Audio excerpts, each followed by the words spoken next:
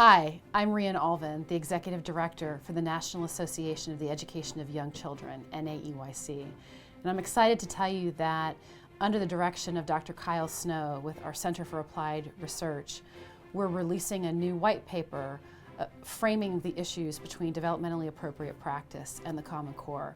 I hope you take some time to look at it, understand it, give us feedback, and talk with your colleagues about what's happening in your classroom. We're at a really exciting time in this country in early childhood education. Never before has there been the push for a public investment to the extent that it is. We also have to be realistic that with that public investment comes the demand and the push for public accountability. And we have an opportunity to not just have that accountability done to us, but frame how we want to be accountable and be strong in our advocacy about what that looks like. We recently received a video from an early childhood program that was getting ready to celebrate Taco Tuesday for our Week of the Young Child, and it was so thrilling for me to see what dynamic learning environments these teachers were creating. And while it wasn't specifically directed at standards, you could see standards embedded in everything that they were doing, in science, in math, in literacy. They were taking surveys of what type of salsa they liked. They went out on a field trip to figure out how to order tacos and how much money it would cost and how much money they had to spend in order to buy the tacos. They got their hands messy in all of the ingredients and measuring the ingredients with the tacos. They also took a poll to see whether the kids in their class, what their opinions were about their tacos. All of that is developmentally appropriate, and it's about maintaining expectations and standards. So there can be great intentionality in both. You will see information in this paper about whether or not standards are too much.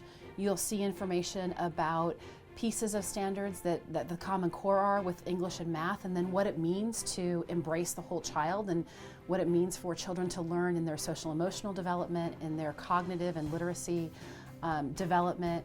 And it's really just a tool to start this conversation.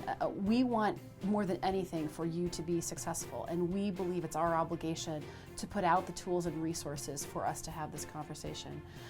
And while there is a connection between developmentally appropriate practice and an overlap, we talk about developmentally appropriate practice for birth through age 8, and the Common Core state standards are really about kindergarten through 12th grade. They overlap. What's most important, and I know what's on my mind and the minds of many educators, is that there's a direct connection between the success of young children in the early elementary grades and the opportunities they had as young children. If they walk into the kindergarten class to a dynamic teacher in a dynamic environment that is a well-resourced program, and they've had the opportunity at the best early childhood education, really great, rich early childhood experiences, I am confident that they're going to hit the ground running.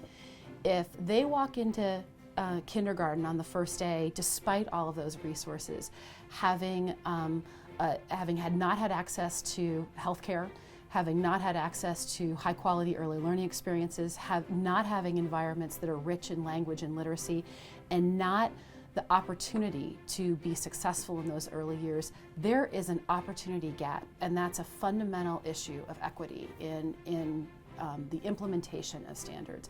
And so to get this right and to do it well, we have to make the investment in resources it's going to take to get kids to that place where we know that they can be successful. It is just about basic fairness.